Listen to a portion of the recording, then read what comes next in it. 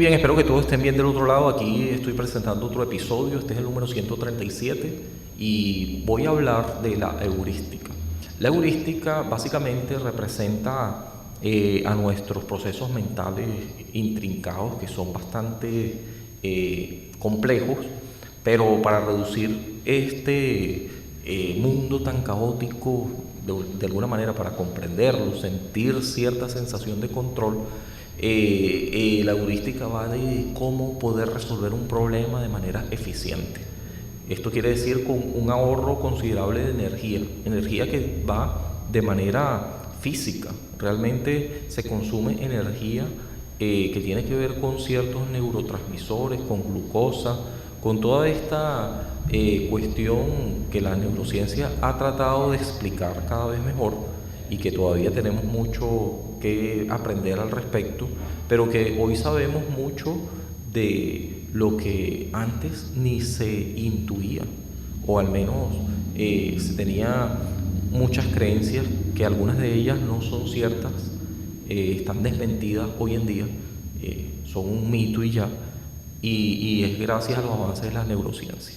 Yo no voy a detenerme aquí tanto a hablar de lo que la neurociencia tiene que decir al respecto, sino voy a tratar de hacerlo en un compendio muy básico, porque este tema da para mucho, y en algún momento lo voy a conversar. Esa es la promesa que tengo. De hecho, yo lo había anunciado por la radio, para quienes me siguen y deberían seguirme por Radio Pública El Guau. Ahí yo ya había anticipado el tema de la heurística como economía del pensamiento, y lo voy a hablar, lo iba y lo voy a hablar con un psicólogo clínico, que es la idea para extendernos más, sobre todo en la parte de la neurociencia y la parte de la psicología envuelta en los procesos cognitivos que tienen que ver con esto de todas maneras, ¿no? La heurística, el proceso del pensamiento y cómo en aras de economizar y para una mejor eficiencia, que tiene que ver con el uso de los recursos energéticos, como ya les decía, y tiene que ver con lo práctico. Como decía en algún momento, al menos se dice que esta frase es de él, se le atribuye a Albert Einstein, que cuando uno tiene algo que explicar, dicho más o menos así, de pronto le dejo por aquí ese dicho tal cual como él lo dijo, o por lo menos como dicen que lo dijo, una vez más. Albert Einstein decía nuevamente que cuando uno tiene algo que explicar y no lo explica lo suficientemente claro o sencillo, es porque no lo tiene bien asido o no lo ha entendido uno mismo lo suficientemente bien. Quien explica algo bien tiene que ver con la sencillez muchas veces, pero hay otra frase de Einstein que me llama la atención, que expresa que las cosas se pueden explicar sencillas, pero no aún así. Siempre que se pueda, ok, pero no siempre se puede. Y aquí me evoca, y justamente John Maeda también habló de eso. Él tomaba como referencia también a Einstein, entre otros, pero también habló de él en esto de en el libro de Maeda, quiero decir, de las reglas de las sencillez, algo así, o leyes de la simplicidad, algo así, en su libro. Por ahí se los dejo por si acaso. Yo no he hablado exactamente dedicándole un episodio a estas teorías de Einstein, nada que ver, pero quería decir más bien John Maeda, que sí tiene toda una teorización al respecto en esto de las leyes de la simplicidad.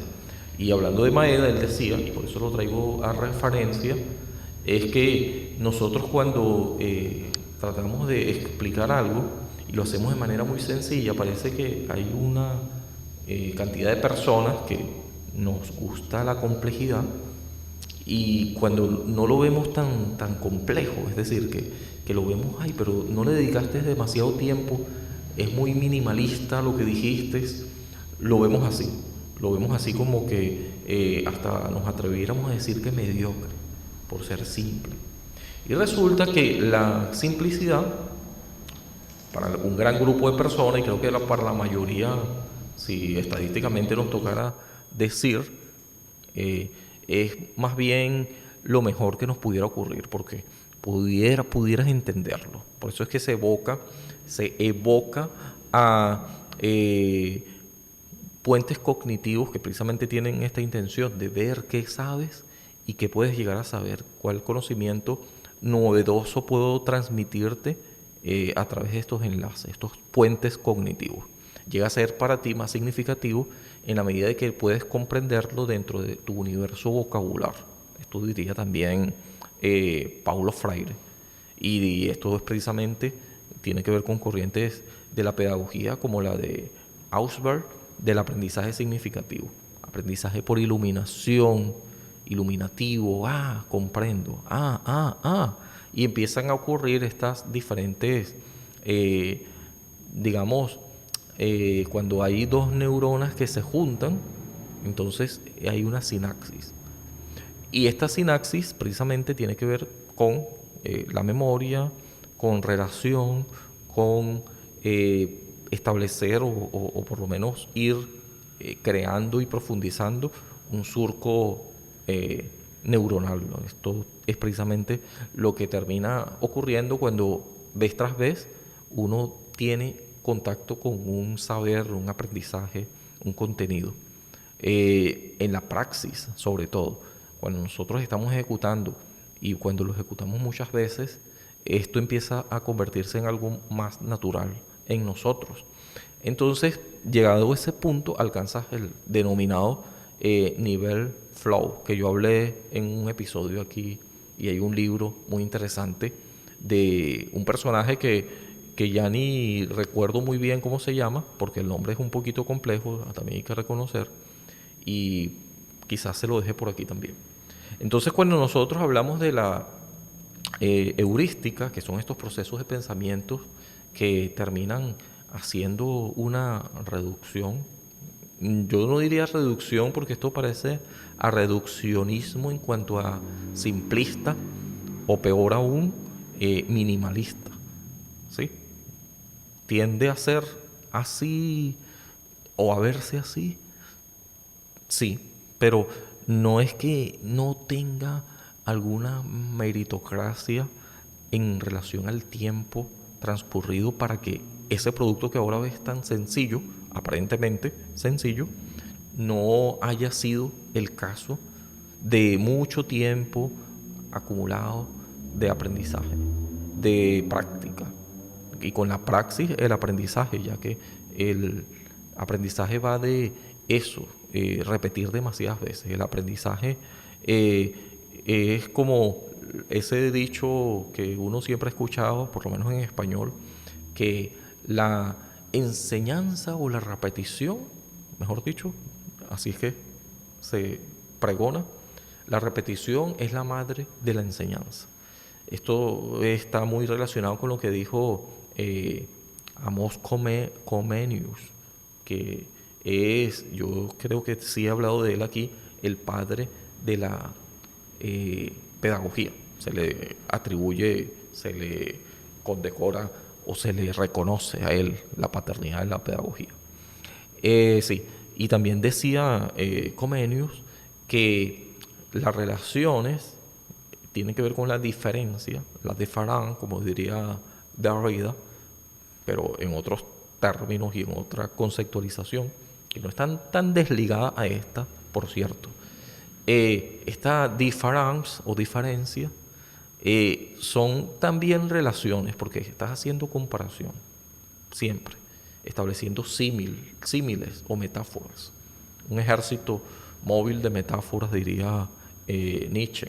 Eso es justamente lo que es el lenguaje. Y el lenguaje, hay que decirlo sin lugar a dudas, es también el que configura los pensamientos, ¿sí? Están en códigos del lenguaje. No escapamos del lenguaje por eso. El límite de mi mundo es el límite de mi lenguaje o de mi lengua, diría Wittgenstein, Ludwig Wittgenstein, que yo he hablado aquí muchas veces de él. Así que cuando nosotros hacemos una sinapsis y la simplicidad nos lleva, es precisamente producto de mucho tiempo de recorrido. Mucho tiempo de recorrido que implica haber estado mucho tiempo ocupado en esta, o por lo menos un tiempo considerable, a algunos les llevará más tiempo que otros, en una actividad concreta. Si yo leo un libro una vez, 2 veces, 3 veces, 4 veces, 5 veces, ya yo me voy convirtiendo y me voy sintiendo, porque es el caso, más confiado, y me va llevando a exteriorizar muchas cosas en relación al libro, y en algún momento, porque ya hay un input,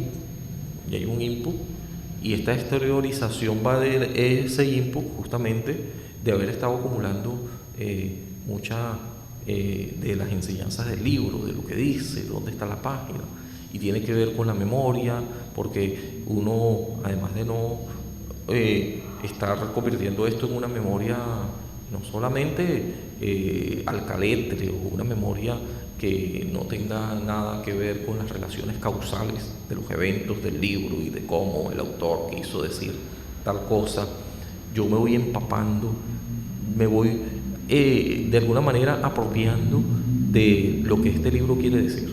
Lo mismo pasa con una actividad, y por eso es que cuando nosotros comprometemos más sentidos, y no solamente sentidos, sino una vez adquirido estos aprendizajes vía input auditivo, visual, sensitivo, de alguna manera también estando presente, viendo cómo se hace, estando digamos disfrutando, o al menos involucrado en la experiencia, esto ya es precisamente aprendizaje puro y duro, como decía también Amos Comenius, ¿no?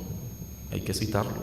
Yo diría como padre de la pedagogía. De todas maneras, hay muchas cosas que se derivan de allí, y muchas cosas que se dijeron antes de él, pero me detenía en el momento digamos medieval, de esa época de Comenius, siglo XVI, siglo XVII, por ahí va la cosa, porque ya desde ese momento, donde la escolástica era la reinante, era revolucionario pensar en que, bueno, se puede pensar de forma diferente, fuera de la caja, ¿sí? Pensar fuera de la caja tiene que ver justamente con elaborar soluciones que no tienen, no están atados necesariamente a lo tradicional. Yo puedo hacer las cosas de manera distinta y conseguir soluciones certeras. Y eso precisamente se debe a que yo configuro la situación dada y la manejo justamente porque lo que quiero, al fin y al cabo, más allá de una metodología, es hallar una solución en un momento récord. En un momento récord, no apurado, pensar lento, pensar rápido, eso se alterna. Aquí estoy haciendo referencia a Daniel Kahneman, evidentemente. Pero bueno, no necesariamente rápido. Puede transcurrir mucho de lo que se puede considerar lento, y algunos desesperados que no quieren, o no es que no quieran, es que quizás no respetan, no respetan el proceso, que en el proceso de enseñanza-aprendizaje tiene sus ritmos. Algunos son más lentos al parecer para ciertas prácticas, y otros quizás porque no se detienen a pensar, bueno, pero es que yo cuando estaba iniciando también me pasó lo mismo, era lento, y es que tengo que comprender, empatizar con eso de los que están haciendo el noviciado, los que están haciendo las veces de alumno, de aprendices.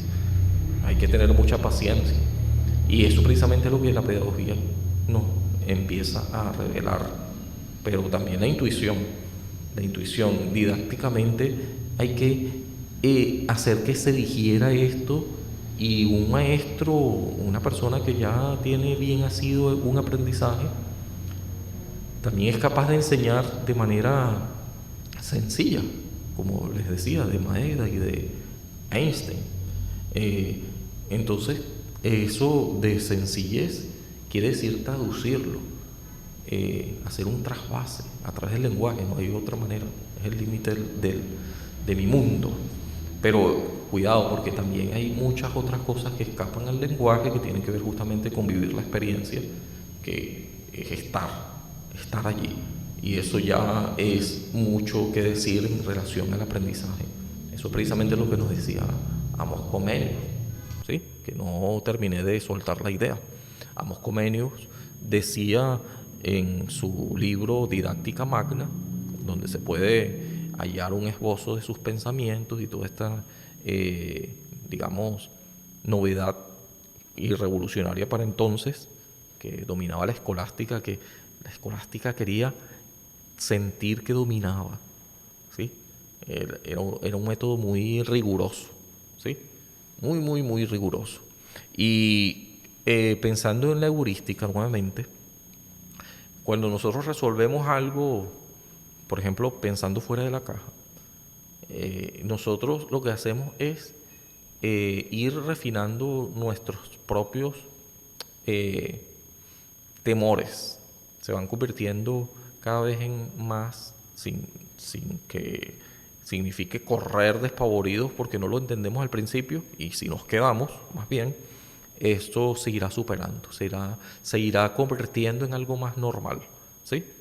Y esa normalidad quedará expresada, sobre todo cuando otras personas vean, pero esto es fácil. No, no es fácil. Es como Kobe Bryant, quien, deportista muy famoso, murió en un trágico accidente en su propio helicóptero, donde también murió su hija.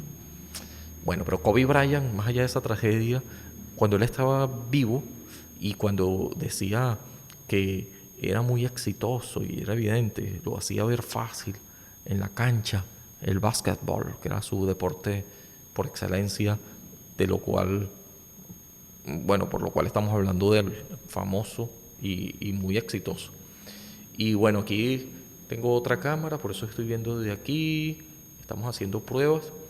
Y Kobe Bryant, como les decía, él era muy exitoso, no de manera fortuita. Sí, claro, suerte, ¿no? Dirían algunos. Pero mucha preparación, mucha constancia, mucha dedicación. Él decía que se paraba muy de mañana, muy de temprano, en la madrugada, mientras todos dormían, él estaba entrenando. Entonces, sus resultados que se veían fácil, lo mismo se puede decir, qué sé yo, de que Messi, Cristiano Ronaldo, personas que, y hay algunos más modernos que juegan el fútbol, ¿no? Estos últimos son de esa disciplina del fútbol.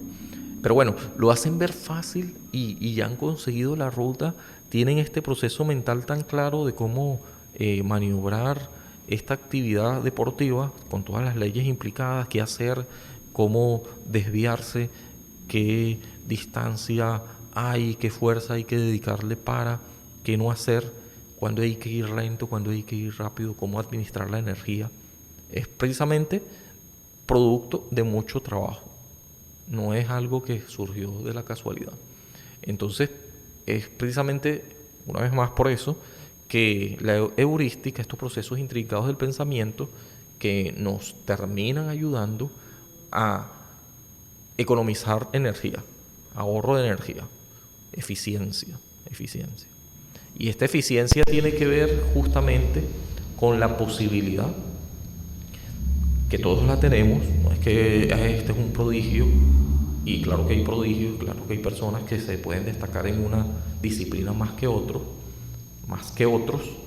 y nosotros también estamos ahí metidos en ese paquete, en el sentido de que podemos destacar en algo, podemos conseguir, como decía Ken Robinson, nuestro elemento, aquello que se nos da bien y que además nos gusta, ¿sí? Entonces nos sentimos en una zona de confort. Esta zona de confort precisamente tiene que ver con el flow. El flow es cuando estás en una zona donde lo disfrutas, no tanto el resultado viene solo, sino que disfrutas el camino y ya, ¿sí? Entonces estás disfrutando de eso y por eso se ve fácil. Como cuando alguien arregla una computadora, por ejemplo, y lo arregla, o un auto, en 5 minutos, no le toma mucho tiempo, uno le parece que esta persona no invirtió tanto, pero es ese momento, eso que está, digamos, sí, fosilizado, algo que está allí en concreto, y uno lo ve fácil, pero hay mucho trabajo que se tuvo que hacer para llegar a este punto. Y este punto precisamente tiene que ver con que simple, como las fórmulas matemáticas, que mientras más reducidas son, como la de Paul Dirac, que se le dice la fórmula más bonita del mundo, es porque es simple y siempre se consigue en la simplicidad la belleza, ¿sí? Esto que nosotros pudiéramos aquí ponernos muy románticos con esto, es una verdad estética que no se puede evadir. Es así y ya. Lo simple es bonito. Lo simple cautiva. Lo simple termina siendo algo que se ve que hay una persona y queremos ver el fondo, no solamente la fachada, y no confundir aquello que se aparenta. ¿Cómo sabe? Y yo sé bastante. Cuidado con el síndrome de Dunning-Kruger y con el sesgo, que este también es uno, y está justamente relacionado con el sesgo también, otro, de la confirmación, ¿sí? Y el síndrome de Dunning-Kruger es peligroso. Dunning-Kruger es peligroso porque termina con, bueno, hay un libro por ahí que habla del el principio de Peter, algo así, que precisamente ve cómo los, digamos, incautos, personas que no necesariamente son inteligentes, ¿sí? Terminan haciéndose con el poder, porque sí son muy atrevidos, son muy osados, quizás con el lenguaje, ¿no? Con el lenguaje, que no siempre es sinónimo de inteligencia el lenguaje, ¿sí? No siempre. Quizás las personas más inteligentes prefieran callar. Eso no quiere decir de que no haya lenguaje que en código del pensamiento justamente está en el código del lenguaje, todos los pensamientos, y que hay más allá trascendental, más allá del lenguaje, lo que no se dice y aquello que no se puede decir, que tiene que ver con el noúmeno del que hablaba Immanuel Kant. Entonces nosotros este fenómeno que más o menos está en código del lenguaje, siempre, mejor dicho, lo vemos como extraordinario, pero hay que tener cuidado porque hay gente muy habladora, charlera, saben que ellos mismos se creen su cuento y tienen elocuencia como para hacerlo creer también. Y esto no es despreciable, pero hay que verlo con cuidado porque esta fachada puede tener un olorcito a estafa. Hay que tener cuidado con eso, ¿sí? Hay que asegurarnos nosotros también de ver qué tan genuino el delivery, pues le llaman la entrega de esta persona, qué tan genuino es. Entonces, es cautivador, se ve inteligente. Esto puede ser Dunning-Kruger, cuidado. Bien sea que nosotros lo veamos de este lado o que otros vean que nosotros estamos en este Dunning-Kruger, que casi no se ve ni se reconoce, hay que decirlo. Más se ve y se reconoce y se desprecia el otro sesgo, que sería como la antítesis o lo contrario al Dunning-Kruger, que es el síndrome del impostor, que es cuando una persona sabe, tiene las credenciales y todo eso, y sin embargo se cohíbe, ¿sí? Y a este le pasa por encima el del Dunning-Kruger, ¿sí? Y termina llevándose el poder tal cual como dice la teoría esta, o el principio de Peter, un libro muy interesante que vale la pena considerar en algún momento dedicarle un episodio. Entonces, esto de la simplicidad, cuidado, simplicidad no quiere decir mediocre, Simplicidad no quiere decir minimalismo, ¿sí? Simplicidad quiere decir más bien, atado a la teoría de grafo también hay que decirlo, atado a los procesos mentales intrincados que se reducen, no por reduccionista, sino por práctico, por útil, ¿sí? Por conveniente en el asunto de eficiente, de no agotar tanta energía. Y nuestro cerebro está plenamente en esa línea de manera intuitiva, a veces deliberada, por supuesto, pero no todo el tiempo deliberada, ¿sí? Por eso es que el lenguaje nos habla, sale, burbujea. Si te lo piensas mucho, está bien. Hay momentos de pensar lento o despacio y hay momentos de pensar rápido. Otra vez, hay que chequear ahí a Daniel Kahneman. Pero lo importante aquí es que se puede alternar de una manera muy equilibrada.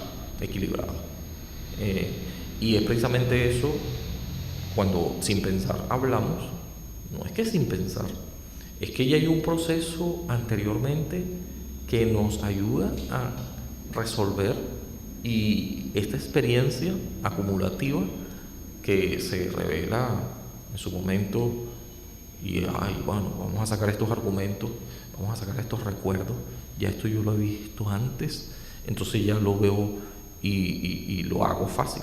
Y otro lo ve, pero no tiene la misma experiencia que yo, no lo va a hacer igual que yo, o al menos no todavía, porque tiene que pasar por el mismo proceso intrincado que lleva a un momento, esperemos sea el caso, de manera genuina, no Dunning-Kruger, no por ver 2 TikTok y una cuestión por ahí en Facebook o un tutorial de YouTube, yo voy a hacer algo y voy a convertirme en un experto por eso. Quizás sea un detonante, eso me ayude y me impulse a ir por más, pero no es suficiente, lleva tiempo, es una curva de aprendizaje que tiene sus subidas, que una cuesta arriba que al final, cuando alcanzas la cúspide, puedes terminar bajando otra vez y hay que volver a empezar. Es un esfuerzo consciente el que se tiene que hacer cuando se aprende, cuando se está enseñando. Debería ser fácil, en la medida de que esto precisamente tiene que ver con facilitar el aprendizaje, no es impartir o ver al otro como un vacío recipiente, como la pedagogía bancaria, ¿no? Sino más bien una pedagogía emancipadora, que esto de enseñar ayude a liberar de qué, liberarnos de las cadenas, de la opresión, del capitalismo. No es eso. Liberarnos de la ignorancia. Como decía también en su momento y a su modo Baruch Spinoza, se trata más bien de comprender. En la medida que comprendemos, nos sentimos libres. Y él decía que igual estábamos en un determinismo de la naturaleza y tal. Pero bueno, esto es discutible. Esto se parece mucho, esto último que dije de Spinoza, a los límites de mi mundo son los límites de mi lenguaje. O sea, estás dentro de una caja, pero esta caja, estas paredes imaginarias, no son lo único, hay más allá. Hay más allá, o sea, hay una trascendencia posible. Bueno, esto es discutible. Y no me voy a detener tanto allí porque esto es muy, bueno, se pudiera extender mucho, se pudiera extender demasiado, ¿sí? Lo cierto es que nosotros, en aras de la simplicidad, como recurso de eficiencia, de proceso de pensamiento eficiente, lo que queremos hacer es que nuestros vídeos, nuestra forma de explicar sea cada vez más sencilla. Y esto va a ser de menos a más. Por eso es que la capacidad va mejorando, ¿sí? Va mejorando en la medida de que te quedes. Un vídeo, 3 vídeos, 4 vídeos, 137. Yo espero que sea el 137 mejor que el 1 y el 284 sea mejor que el 137.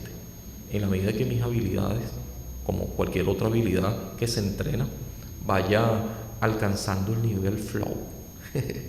Y este nivel flow tiene que ver con precisamente ahorro de energía y capacidad de facilitar cualquier aprendizaje de manera sencilla. Esa es la meta. ¿Sí? Y hay otras cosas que se pueden decir al respecto, ya les dije, esto es un tema demasiado amplio. Y ya les mencioné también que pretendo en algún momento, creo que el próximo martes, si las cosas se dan bien, conversar esto con un psicólogo clínico.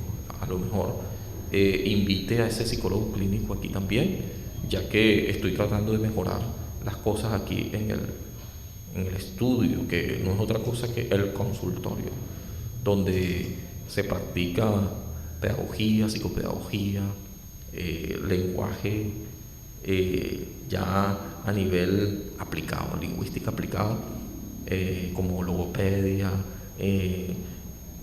terapia de lenguaje, fonoaudiología, que es lo mismo.